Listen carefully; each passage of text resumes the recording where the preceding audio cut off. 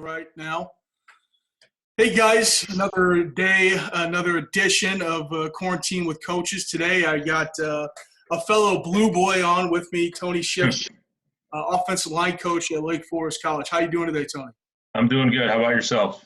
I'm doing great. I Good. appreciate you were able to come on and join us today. Talk a little bit about your background in the game. Sure. So, like you said, I did play college football at Illinois College. We've got a pretty good fraternity out there in the coaching world right now. Before that, I played high school football at Springfield High School for 4 years, and did track as well while I was there. After I got done at Illinois College, I didn't really know what I wanted to do. I had a degree in business administration. I sort of wanted to be on the other side of things for football. I wanted to do sort of the general manager kind of player personnel type things, and was trying to go about that. Was working on getting my master's degree in sports management, and my former position coach at Springfield High School got the head coaching job there. And I basically went and talked to him one day, and he kind of grabbed me and said, "This is what you should be doing.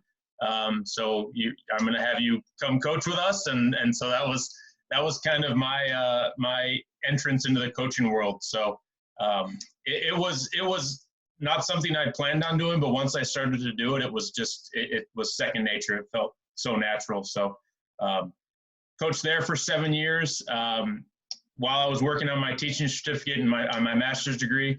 After that, I kind of bounced around a bit. I went out to North Carolina, coached football and track out there. Went to Rossview High School in Clarksville, Tennessee, coached football and track there. And then I ended up getting a head coaching job at Fort Madison High School in Iowa, and had 2 really good years there before getting my opportunity at Lake Forest College. Awesome. So you're a longtime high school coach. Did you always want to jump to the college game? So the short answer is no. The long answer is my first year at Rossview High School in Clarksville, Tennessee, I worked for a man named Ron Lambert, who had a lot of years coaching college football. He had been a defensive coordinator at Tennessee State. He was defensive coordinator at Eastern Illinois, worked at Illinois State, kind of been all around, and had applied for the job at Austin Peay, which is in Clarksville. Well, he didn't get it the first go around, but then after my first year there, the head coach got fired, and he put his name back in, and basically he kind of was the one that said, "Hey, if I get this job, would you be interested in coming with and coaching?" I think he originally talked to me about coaching tackles and tight ends, and I was like, "Sure, absolutely." And so that was kind of my first experience and my first kind of when I started to look more at the college jobs. And so after that, pretty much, and that was 2015, I started to kind of keep my eyes open a lot more for those college type jobs, and truthfully, and I don't want people in Fort Madison to take this the wrong way, but that's why I took that job. I took that job to get the head coaching experience because I knew a lot of colleges wanted that on resumes, and so that was kind of why I did that to kind of boost myself in their eyes a little bit. Sure, and that was really the next question I had. How did you go about this transition? Talk about maybe some of the steps you took, some of the professional development things that you did along the way to eventually land your first college job. Yeah, a lot of it was just networking, truthfully, reaching out to coaches, talking to coaches, going to clinics and talking to guys, making those relationships, talking to a lot of the guys that you work with now, talking to Pete and talking to Brad Linares and talking to those kinds of guys that you're familiar with, and just sort of asking them how they did it, what they did, and then just sending my information out and taking interviews whenever I could. And the first couple of times I interviewed, I absolutely bombed them, and just getting better at that and getting my name out there as best as I can. And the transition was seamless. If as much as I know, I got hired. I interviewed on a Wednesday. I had an in-person interview on a Friday, and I got hired on a Monday. And then pretty much 10 days after that, we started spring ball. So I really didn't have a lot of time to kind of overanalyze and think about it. We we jumped in with both feet and got going right into spring ball. And so it was pretty easy that way. I didn't have to worry about a lot of things. Just kind of had to make sure I had my drills ready and my terminology and lingo down, and then boom, we were in. What would you say the biggest difference between being a high school head coach and an offensive line coach at the college level? The biggest one is I don't have to worry about a teaching day by day. Sure. Day by day, I'm not worried about curriculum. I'm not worried about lesson plans. I'm not worried about meetings with the principals and things like that, and leadership or not leadership, but learning councils and things of that nature. The other one is recruiting. Obviously, you know that it's a lot of that takes up a lot of your time now, and whereas usually half the day was spent towards teaching, now that half is spent towards kind of recruiting and doing things. Social media now obviously we're not able to do as much recruiting as we like. We can't have kids on campus and we can't go out, but talking to kids on Twitter, talking to kids in social media, talking to kids on the phone, texting kids, things of that nature, that kind of takes up that half of the day that was dedicated towards teaching. Excellent. When you first got to Lake Forest, here you are, this longtime high school coach. You're taking over a position group, one of the biggest position groups on the team, right? How did you create the buy-in when you first got there? Obviously, also you only had 10 days really to meet these guys, to get to know them before you started coaching them. So maybe talk a little bit about some of the things you were able to do that first spring to create the buy-in. Sure. Well, I had 10 days. I didn't have 10 days with them. My first day at Lake Forest College, I was there. We had 6 a.m. workouts, and that was my first time meeting all the players. So I didn't have any time with them to learn them, to meet them. But I think it was already such a good, close group that they were excited to sort of just have leadership again, because they had been a couple months without it. The previous offensive coordinator / O-line coach at Lake Forest College got the head coaching job at Beloit College, Ted Sangston. So he did a great job with those guys. They were already a close-knit group. So when I got in, I just tried not to rock the boat too much. Obviously, I had my own styles. I had my own, like I said, my own terminologies and things, but I just wanted to sort of make sure that the transition was as smooth as possible for them as well as me. And those guys welcomed me in with open arms. I was lucky because during the spring ball last year, we had a small group due to injuries and just a lot of guys graduating. So I didn't have to win over 15, 16 guys right away. We only had 6 or 7 during the spring. And then by the time those guys had kind of bought in and believed what I was talking about, the freshmen were coming in, and we had a big freshman class, and those guys all just kind of got taken under the wings of the older guys. And so it was awesome. They did a great job in making sure that everything stayed smooth and the buy-in was all there. Let's pivot to maybe the other part of your football career, hog football chat. You know, Yeah. I remember I think I was on Twitter the first night you did it, and I thought, man, this is a tremendous idea. And it's sort of on the same principle of what this video series is, right? Yeah. You were out looking for information. You wanted to narrow the scope. You wanted to focus on things you wanted to focus on. So you went about creating hog football chat, right? Yeah. Talk a little bit about what that is, how you created it, and sort of where you're at with it now. Yeah, it kind of came about just because we wanted another night to talk about football.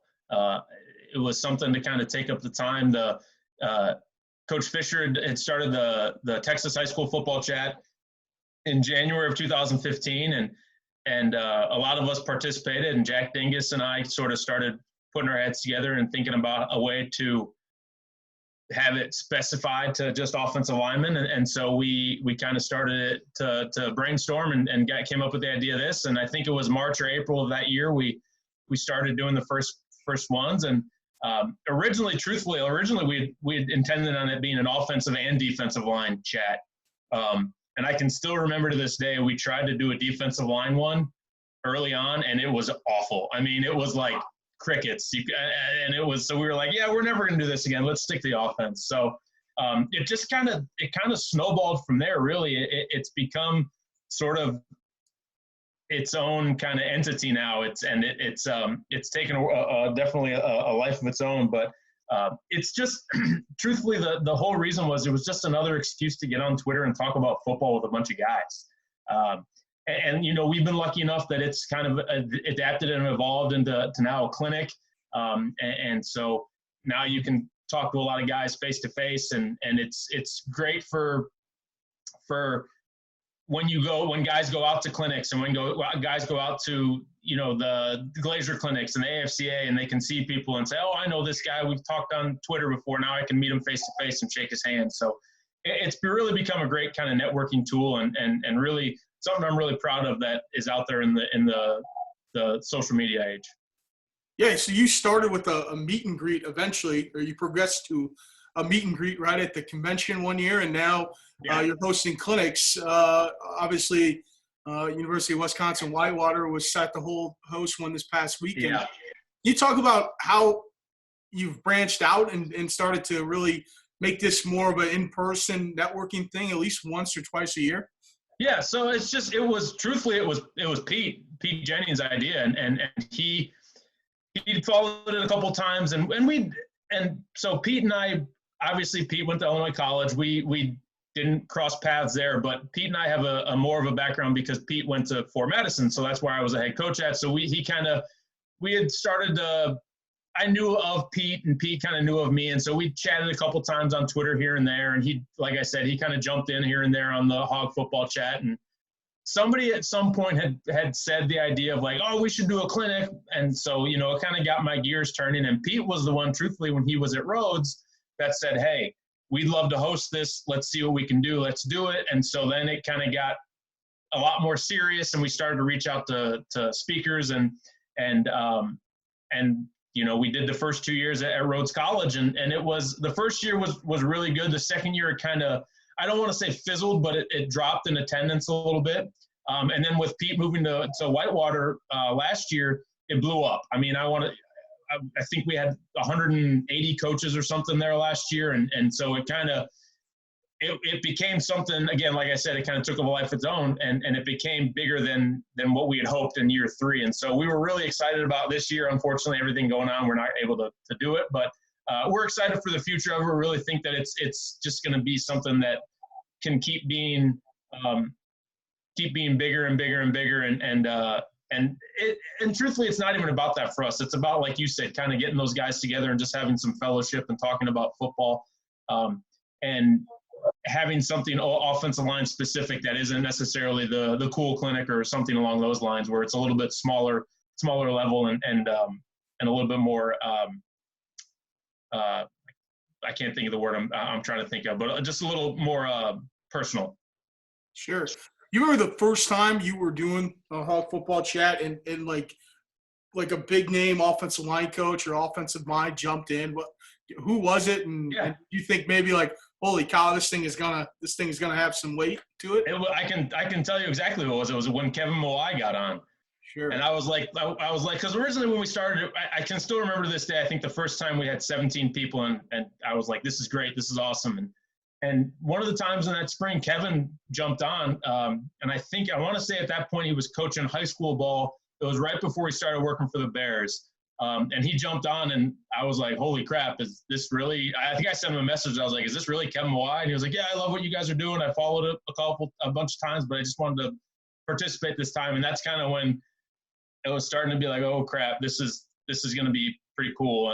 And then so Kevin participated a lot. Herb Hand, he jumps in a lot still. There's a lot of times that – I mean, truthfully, it's geared a lot towards the high school guys. Just that's the nature of it. That's how we started it.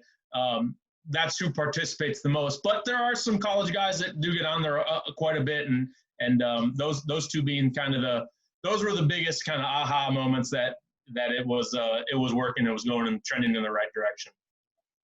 Tell people how they can participate in Hog Football Chat. Sure. So we're Monday nights. So we're tonight at 8 p.m. Central Standard Time. And all I have to do is get on Twitter and follow the hashtag Hog Football Chat, HOGFBCHAT. And you can follow along right by that.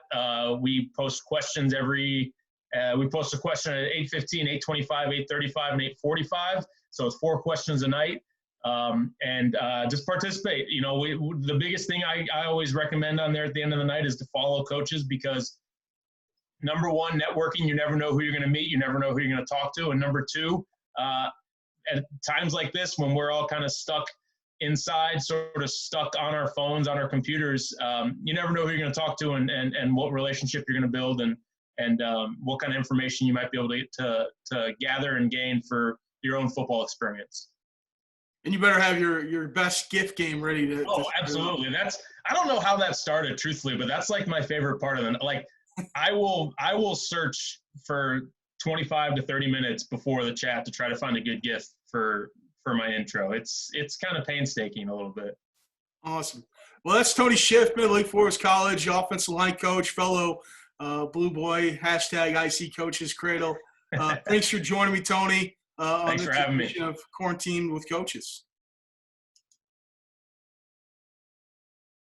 Awesome. What do I need to do now? Nothing. You're good. I'm gonna post it here in a couple minutes. Okay. I'll hit you up on Twitter. Thanks, man. Cool, man. Thanks, buddy. Good job. See ya.